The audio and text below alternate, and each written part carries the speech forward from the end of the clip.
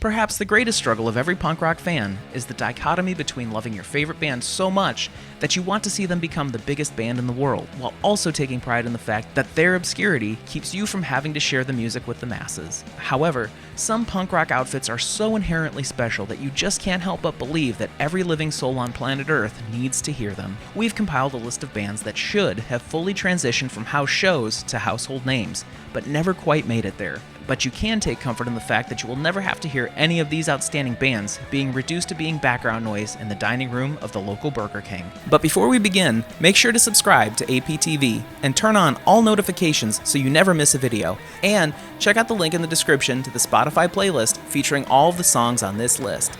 10 underrated punk bands from the early 2000s that should have been massive. Number 10, Star Fucking Hipsters. A punk rock supergroup consisting of members of Leftover Crack, the Ergs, and Choking Victim, Star Fucking Hipsters incorporated elements of hip-hop, ska, and even a little bit of thrash metal into raging crust punk. Their debut LP, Until We're Dead, could fuel searing civil unrest while also indulging in moments of tender introspection. Star Fucking Hipsters balanced vulgarity with sincerity, dismantled the shackles of genre, and spouted out anthems of insubordination that will free your mind and callous your vocal cords. Number 9, The Explosion.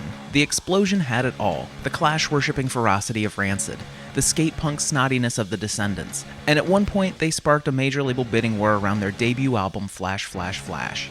The Explosion not only mastered the universal attitude of punk, they were able to deliver it with lifetime levels of energy. Anyone who has ever been endeared by the gruff earnesty of the Menzingers or felt empowered by the contemporary call to arms on Against Me records owe it to themselves to spin the Explosion's 2004 LP, Black Tape. Number 8, Tsunami Bomb. Regardless of the lineup or who may be singing on a particular track, Tsunami Bomb have always hit a little harder and been slightly spookier than your typical pop-punk band. You will seldom find a better use of both eerie gang vocals and spidery guitars outside of their catalog. They use both elements to fortify anthems of independence and individuality with shouty vocals that will inspire you to take agency of your life and leave you wondering why Tsunami Bomb have yet to take the reins as the biggest name in pop punk. Number 7, Gogol Bordello. Self-branded gypsy punks, Gogol Bordello put on a live show that mixes the chaos of a circle pit with the drunken energy and camaraderie of the greatest wedding reception of all time. It's a spectacle with total universal appeal and will spark complete joy in every punk and non-punk in the crowd. Wildman bandleader Eugene Hutz is known for wandering random streets all over the world with an acoustic guitar in hand, getting inspired by whatever culture he strolls through, and sitting curbside to spontaneously write songs about the experience. Gogol Bordello's sound may not immediately register as punk rock, but their ideology is as progressive as Joe Strummer's, and their gutter folk sense of narrative is a culture bomb to your worldview. Number 6, The Loved Ones. Before Dave House broke out as a solo act, he fronted The Loved Ones, a punk outfit who laced their earnest sentimentality with riffs as sticky dirty as the floor of a dive bar. On their 2006 debut LP, Keep Your Heart, The Loved Ones offered up a coarse take on punk Americana that veered into the macabre while staying firmly grounded in stories of true love and bad luck. Number 5, Audio Karate. On their 2002 debut, Space Camp, Audio Karate articulated the optimism and apprehension of being a teenager through allegories of drama club rehearsals, playing Nintendo all alone, and the last football game of senior year. 2004's Lady Melody was a dissonant and edgier leap into a more aggressive sound that proved that Audio Karate had the chops to make a mature record without approximating the more brooding version of their past selves. In a perfect world, Audio Karate would have been as big as Fall Out Boy, and the 2019 release of their stellar album Mallow affirms that they still know their way around a hook. Number 4, The Swellers.